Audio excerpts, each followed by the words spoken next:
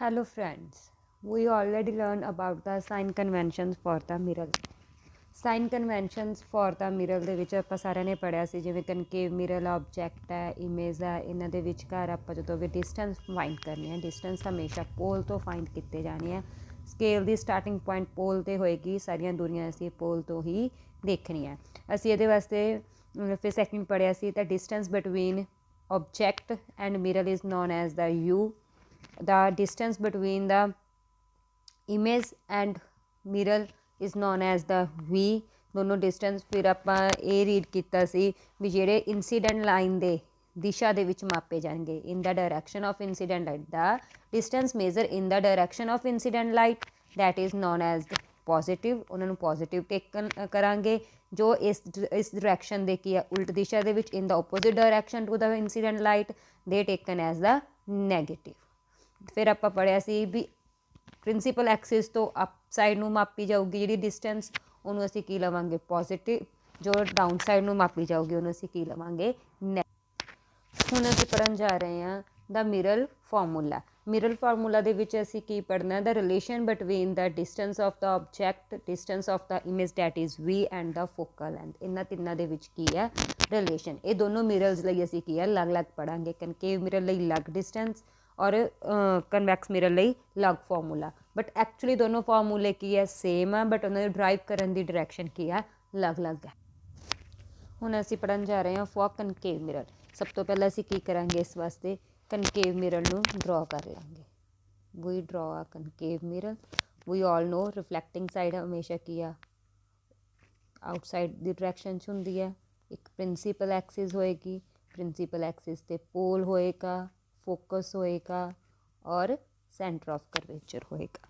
ਆਪਾਂ ਸਭ ਤੋਂ ਪਹਿਲਾਂ ਕੀ ਲਵਾਂਗੇ, ਕੋਈ ਵੀ ਆਬਜੈਕਟ ਲੈ ਲਾਂਗੇ, ਉਹਨੂੰ ਨਾਮ ਦੇ ਦਾਂਗੇ ਏ ਬੀ। ਉਹ ਤੋਂ ਕੀ ਆਪਾਂ ਉਹਦੀ ਇਮੇਜ ਡਰਾ ਕਰਾਂਗੇ। ਜਿਵੇਂ ਆਪਾਂ ਪਹਿਲਾਂ ਇਮੇਜ ਡਰਾ ਕਰਨੀ ਹੈ ਬਾਈ ਰੇ ਡਾਇਗਰਾਮ ਸਿੱਖਿਆ ਸੀ, ਉਸ ਹਿਸਾਬ ਨਾਲ ਅਸੀਂ ਕੀ ਤੋਂ ਇਮੇਜ ਡਰਾ ਕਰ ਲਾਂਗੇ। ਡਰਾ ਐਕਚੁਅਲੀ ਆਪਾਂ ਥੋੜ੍ਹਾ ਜਿਹਾ ਕਲੈਰਿਟੀ ਨਾਲ ਕਰਾਂਗੇ ਤਾਂ ਜੋ ਜਦੋਂ ਆਪਾਂ ਟਰਾਇੰਗਲਸ ਲੈ ਕੇ ਇਸਨੂੰ ਪ੍ਰੂਫ ਕਰਨ ਦੀ ਕੋਸ਼ਿਸ਼ ਕਰਾਂਗੇ ਤਾਂ ਆਪਾਂ ਪ੍ਰੋਪਰਲੀ ਪ੍ਰੂਫ ਕਰ ਦਾਂਗੇ।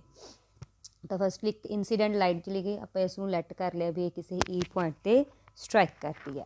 ਪੈਰਲਰ ਹੋਏਗੀ, ਪੈਰਲਰ ਵਾਲੀ ਲਾਈਟ ਕੀ ਹਮੇਸ਼ਾ ਕਿੱਥੋਂ ਪਾਸ ਕਰੇਗੀ, ਆਫਟਰ ਰਿਫਲੈਕਸ਼ਨ ਫੋਕਸ ਦੇ ਵਿੱਚੋਂ ਪਾਸ ਕਰੇਗੀ।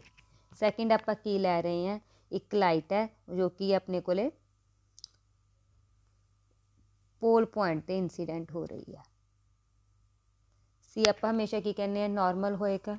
ਸੀ ਅਗਰ ਨੋਰਮਲ ਹੋਏਗਾ ਤਾਂ ਨੋਰਮਲ ਦੇ ਨਾਲ ਇੰਸੀਡੈਂਟ ਲਾਈਟ ਹਮੇਸ਼ਾ ਕੀ ਐਂਗਲ ਬਣਾਉਂਦੀ ਹੈ, ਐਂਗਲ ਆਈ। ਆਫਟਰ ਰਿਫਲੈਕਸ਼ਨ ਇਹ ਸੇਮ ਐਂਗਲ ਬਣਾ ਕੇ ਹੀ ਜਾਏਗੀ, ਐਂਗਲ ਆਰ।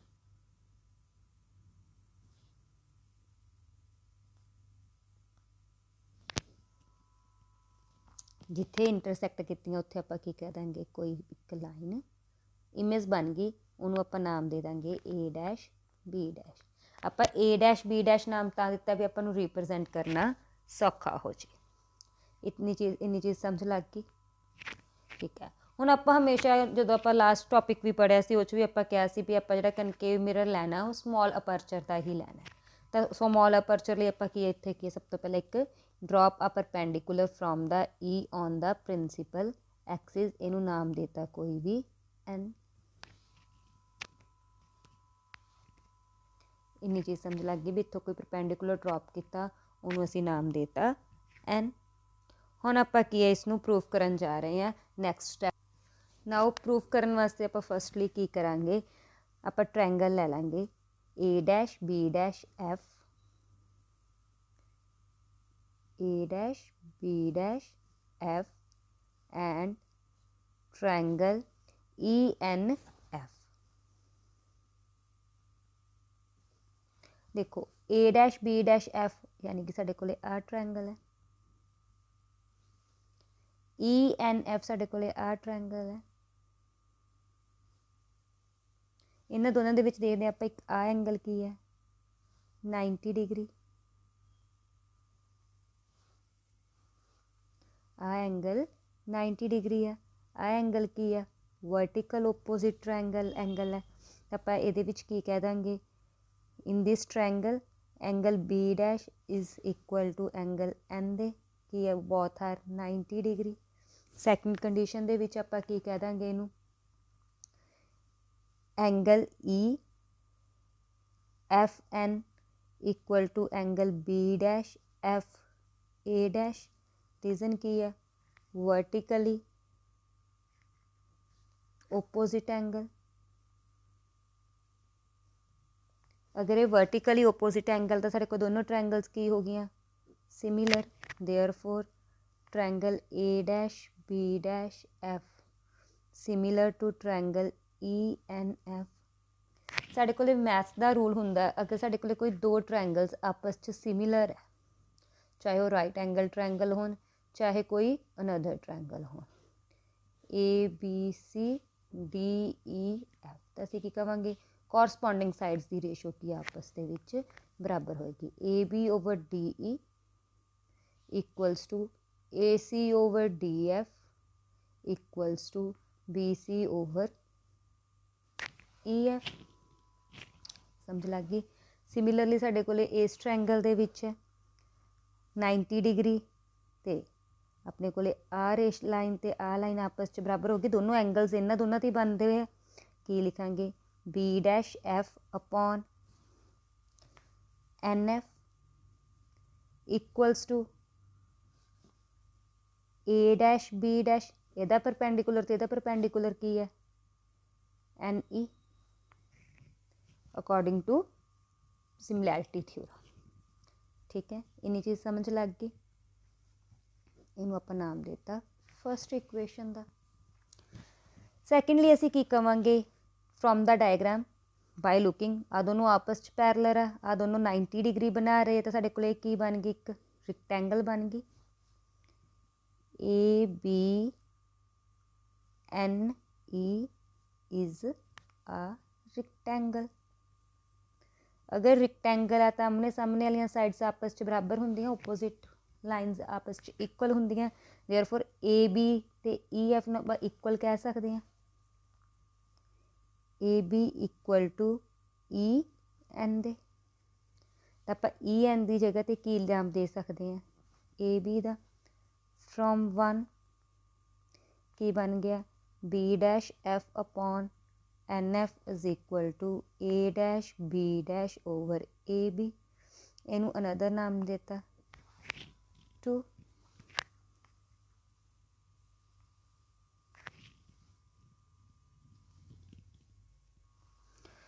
ए बी की जगह ते ई एन की जगह ते ए बी भरता इन इक्वेशन वन च भरन तो बाद असीं उन्होंने नाम की देता B two. We all know aperture is small, N और एफ की जगह ते की है सिमिलरली आपस अप्रॉक्सीमेटली इक्वल पॉइंट ते आप कह देंगे जो दोनों के डिफरेंस है बहुत मामूली जा, आप इस डिफरेंस को नगलैक्ट कर देंगे। वही neglect the difference N P, आप एन पी के डिफरेंस को नगलैक्ट कर देंगे। नगलैक्ट कर देंगे तो यदा मतलब की हो जाऊगा साढ़े को N F approximately equal to sorry N F distance neglects N P का डिस्टेंस नगलीजिबल है। नगलीजिबल है तो एन एफ कि बराबर आ जाऊगी साढ़े को N F approximately equal to P F दे। ठीक है, फ्रॉम टू साढ़े को की बन गया B dash F is equal to P F A dash B dash A B. Number 3 रेस हो गया अपने को। नैक्सट हुण आपां की आ कोई होर दो ट्रायंगल्स देखते हैं। Triangle A B P and triangle A dash B dash P.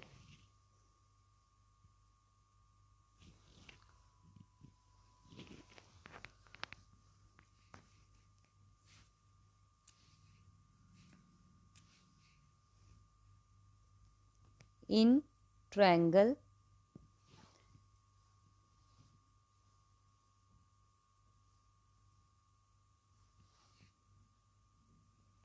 A B P and triangle A dash B dash B. This is 90 degree, also this is 90 degree. Angle of incident angle of reflection आपस ਦੇ ਵਿੱਚ ਬਰਾਬਰ ਹੁੰਦੇ ਆ ਡਿਊ to the law of reflection. Angle B equals to angle B dash 90 degree each. Second ਸਾਡੇ ਕੋਲੇ ਕੀ ਹੈ ਇੱਥੇ ਆਪਾਂ ਕਹਿ ਸਕਦੇ ਹਾਂ ਨਾ angle secondly angle I is equal to angle R, law of reflection.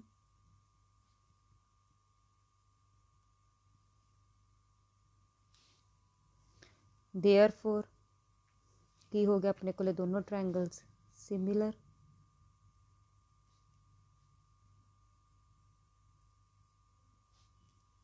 अगर बहुत ट्रायंगल्स आर सिमिलर है साढ़े कोले तो आप फिर सिमिलैरिटी थ्योरम के अकॉर्डिंग की कह देंगे A B over A dash B dash equals to दोनों एंगल्स वाली दूरी की है बी पी ओवर इन्हों के आह दोनों एंगल्स यूज़ किए आप की कह देंगे बी डैश पी. इनू देता नंबर 4. नंबर 3 साढ़े को लास्ट आ रहा से इनू असी देता नंबर 4. हूँ नंबर 3 तो नंबर 4 तो आप की बना देंगे दोनों. ये देखो A dash B dash A है, मैं इधर दोबारा लिख रही हूँ इनू. Number 3 A dash B dash A B equals to B dash F upon P F. ये नंबर 3 सी अपने को. तो आप इतना दोनों की कहता सिर्फ इनू रिवर्स कर दो, दोनों चो किसी भी एक नूं आपां रिवर्स कर सकते हैं. आप इसनूं ही रिवर्स करता इनू की कर देंगे जे इधरला रेसिप्रोकल लवांगे A B over A dash B dash तो ओपोजिट भी तो आपां नूं करना ही पएगा ना. देखो अगर साढ़े कोल कोई लाइन है 1/3 इक्वल 1/3 इज इक्वल टू 3/9 है कट के ये भी 1/3 आएगा. तो अगर आप इसनूं रेसिप्रोकल देवांगे तो इसनूं भी तो देना ही पड़ेगा ना, तभी तो ये इक्वल होगा. तो वही सिमिलर हमने यहाँ पर किया. तो एक दूजे की जगह तो वैल्यूज़ पुट कर सकते हैं. कर दो from 4 and 5.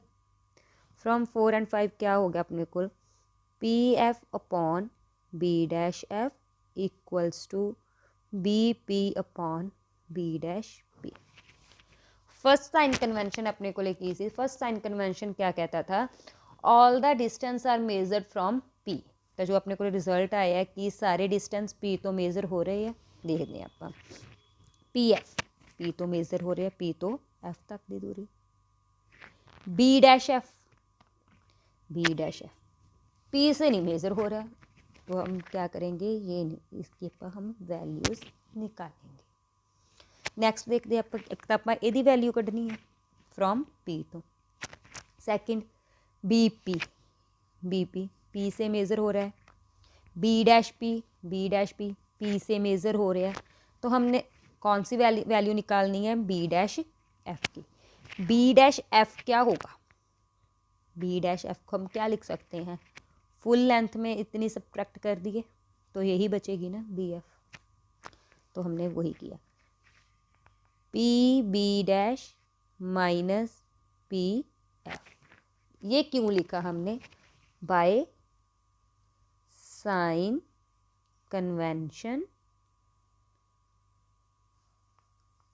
All distance are measured from pole. सारे के सारे डिस्टेंस पोल तो मेजर होंगे है. इसका तो हम सारे दी आप वैल्यूज़ फाइंड करिए. तो वी ऑल नो फोकस तक की दूरी को आप की बोलते हैं small F. Centre of curvature तक की दूरी को आप की बोलते हैं capital R.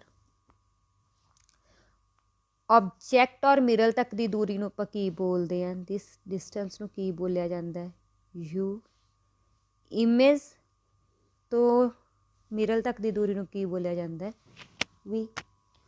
Okay all distance are measured from pole. Pole तो एफ तक की पोल तो 0 रखा है इंसीडेंट लाइट इस दिशा 'ਚ गई, दूरी किस दिशा 'ਚ मापी, ओपोजिट डायरैक्शन 'ਚ, वी ओपोजिट डायरैक्शन 'ਚ, focus opposite directions to incident light, सारियां दूरियां ਆਪਾਂ ਕਿੱਥੋਂ ਮਾਪੀਆਂ ओपोजिट डायरैक्शन ਦੇ ਵਿੱਚ। ਤਾਂ ਸਾਰਿਆਂ ਦੀ ਵੈਲਿਊਜ਼ ਆਪਾਂ ਲਿਖਾਂਗੇ। ਫਸਟਲੀ ਪੀ ਐਫ, ਆਪਾਂ ਇਸ ਦੀ ਵੈਲਿਊ ਪਾ ਰਹੇ, ਪੀ ਐਫ ਦੀ ਕਿਹਦੇ ਬਰਾਬਰ ਆ ਗਈ, ਪੀ ਐਫ ਪੀ ਤੋਂ ਐਫ ਤੱਕ ਦੀ minus F negative sign due to opposite direction of incident,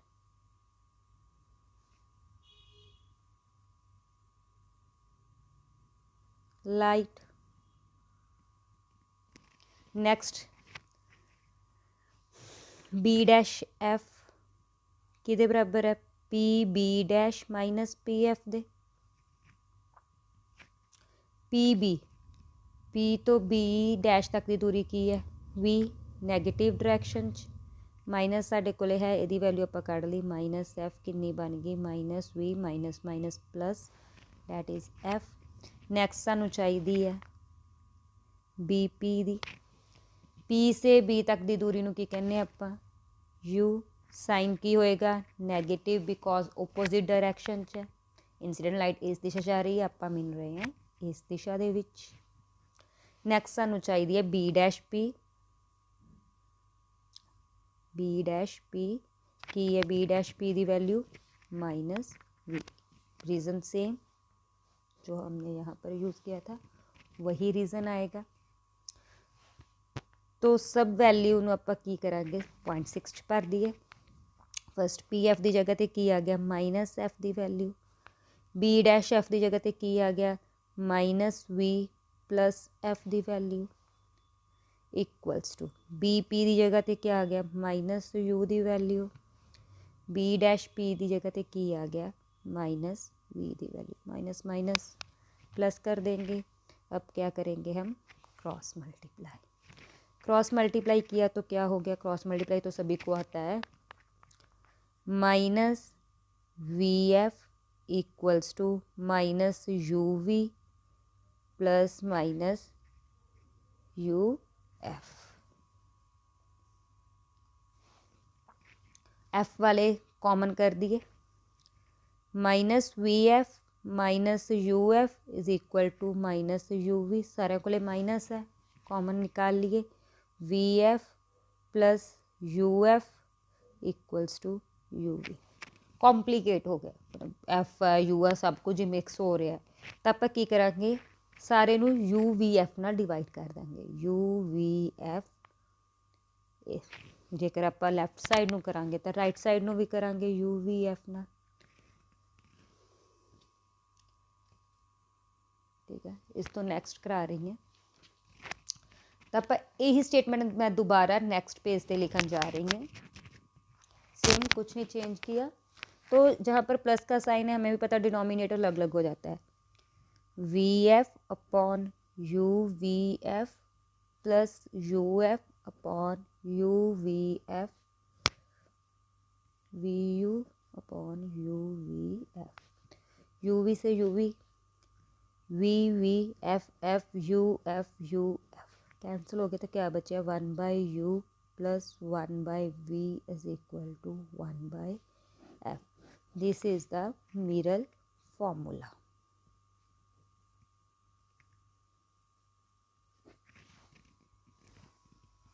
ये साढ़े को की है mirror formula for concave mirror. Convex mirror भी सेम है, बट सिंपल जी फर्क क्या आता है उसके डायग्राम में फ़र्क